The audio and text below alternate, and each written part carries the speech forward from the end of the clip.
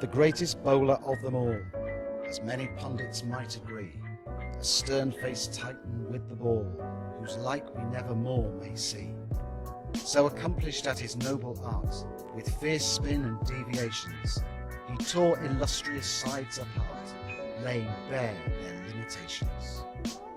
Sidney Francis Barnes was born in Smethwick, Staffordshire on April 19, 1873, the second of 5 children. His parents were working folk of the Black Country, but Sid grew up in a rapidly developing world characterised by the decline of traditional manufacturing industries, the advent of the motor car, and seemingly constant global conflict. This seems the unlikeliest of backgrounds from which a cricketing giant should emerge, and yet Sid never forgot his roots or his family, for whom he would on occasion put his entire career at risk. Daddy used to play a little, not much. I had 2 brothers, they never had a bat in their hand.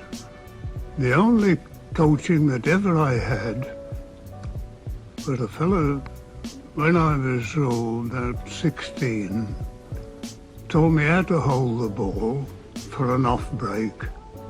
The others, I taught myself. First 2 seasons he took 156 wickets at an average of just 10.67. This standard was to be repeated through the following 44 seasons of professional cricket which Barnes played at every level of the game.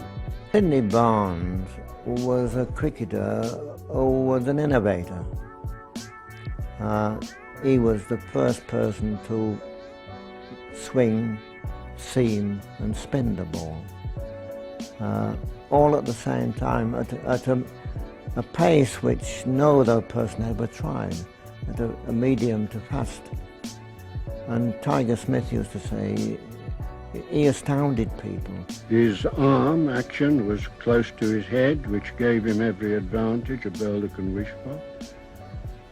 He also had that which is necessary for any bowler to be a success, an immaculate length. He was tall, 6 feet high, and with a very high action. He's all the attributes a bowler should have. He's a man with a very strong character. He fancied his chances against any batsman. I once said to a batsman that we were playing against, when I deliver the ball, I want to be 8 feet. He said, by God, he said, you look 10 feet when you deliver the ball. I've batted against him, also bowled at him as well.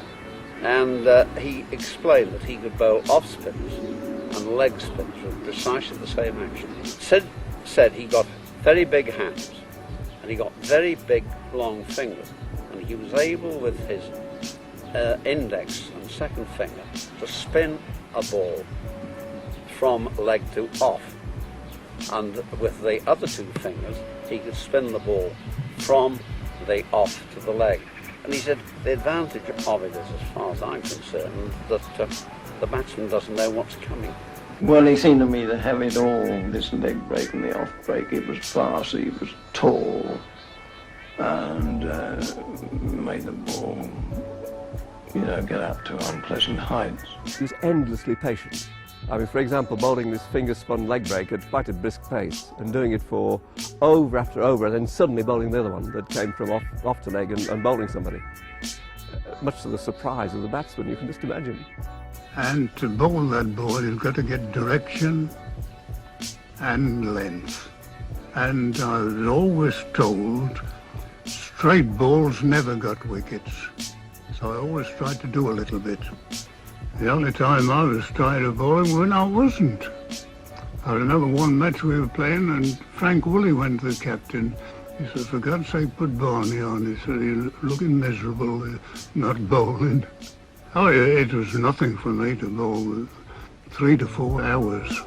We were playing Warwickshire. A word came down that I wasn't chosen for that particular match.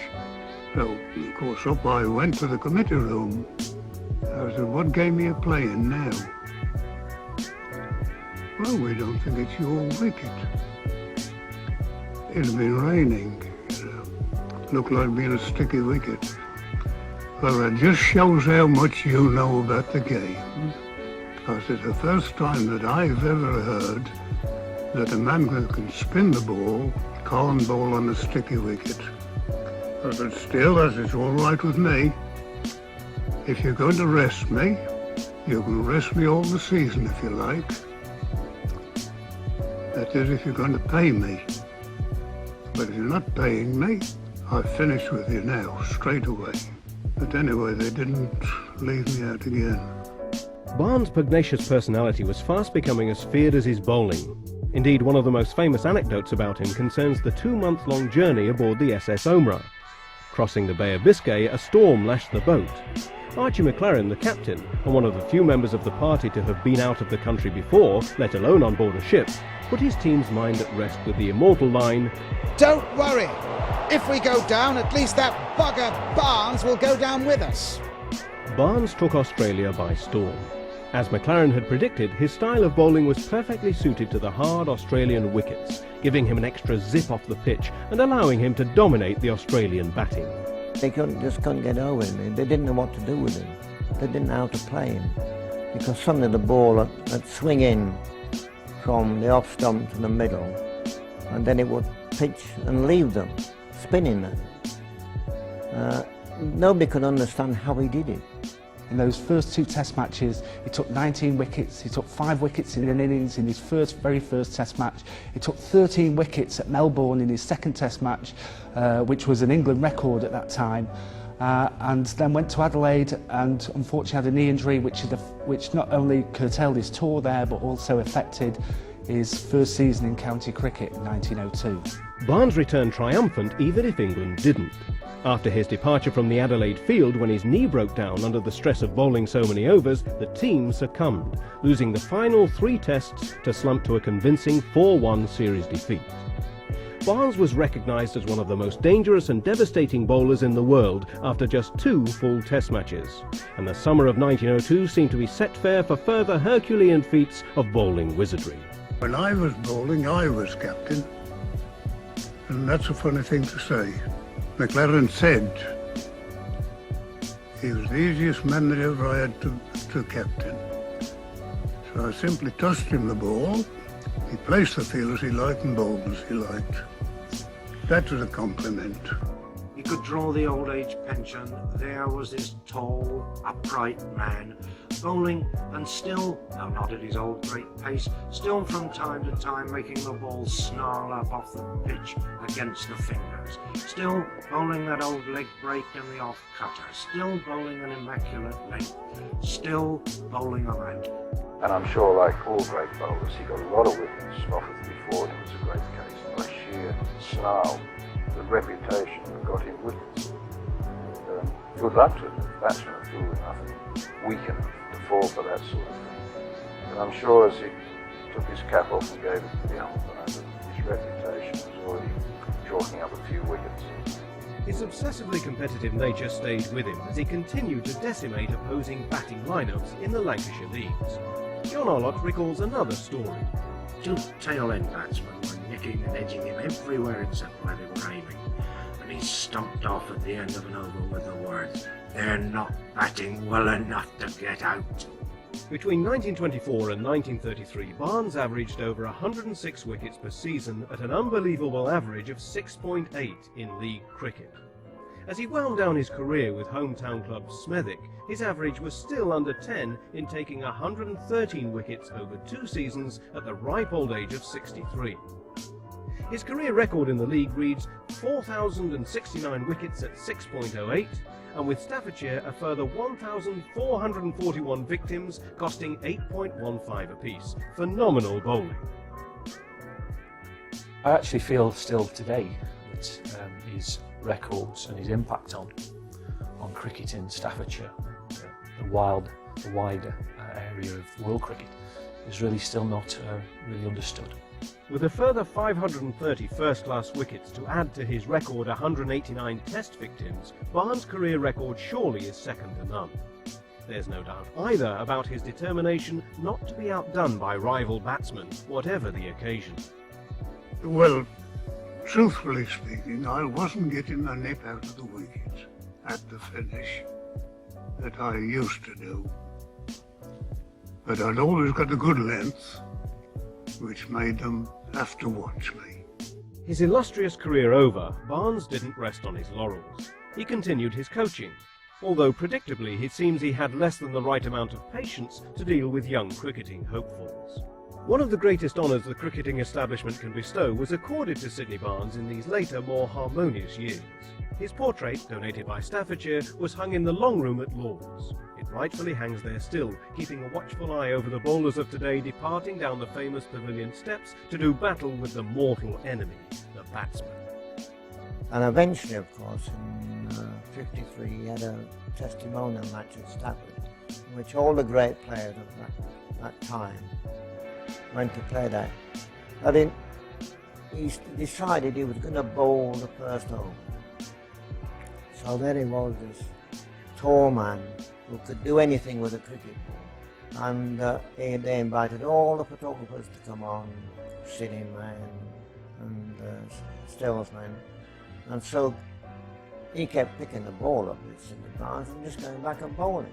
So Frank Tester said to me, "Hey Kenny, you think he's all right actually?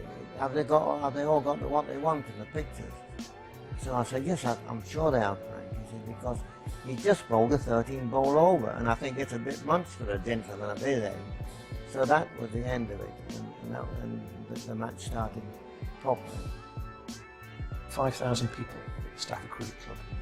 All the top test players played. Jack Alec, Dennis Compton, Bill Edrich, Reg Perks. There were about 16 test players, 4 or 5 England captains, and for them to come down and play a testimonial game for me was, in my opinion, one of the greatest compliments that could be paid. Sydney Barnes strode from the field for the final time. A remarkable cricketer and a remarkable man. He'd given his all to earn a living from the game of cricket for nearly 50 years. Well, Sydney Barnes is to bowling what Bradman is to batting. He's, without doubt, in most people's mind, especially his contemporaries, the world's greatest bowler. I think he was the best ever throughout my career and what I've seen since. Honestly, in my own mind, I believe he's the greatest bowler that I've seen. Sydney Barnes was the greatest bowler I ever played. No bowler could have bowled better than Sydney Barnes. I don't care what part of the world you go to. He was the best bowler I have ever played against, and often I have played on his side. Art, resolution, stamina. He commanded them all. Well might a man who saw him in his prime have found himself saying, "Here was Caesar, when comes such another?" Barnes said by everyone who played against him in the great era of Australian batsmen, around about the time he played, that he was the greatest bowler who ever lived. He was fast medium, and he swung the ball and cut it off the concrete-like Australian pitches, uncovered pitches in those days too, and he did well against South Africa. But the thing to look at with Barnes is look at the match scores, look up the scorecards, and see how splendid bowlers who were in the side with him did, and they did nothing, whereas Barnes did everything. And it's worth reflecting on figures: 189 wickets at 16 apiece, the 5th best strike rate in Test match history. And you know, he was picked for England while playing league cricket. Extraordinary figure, SF Barnes.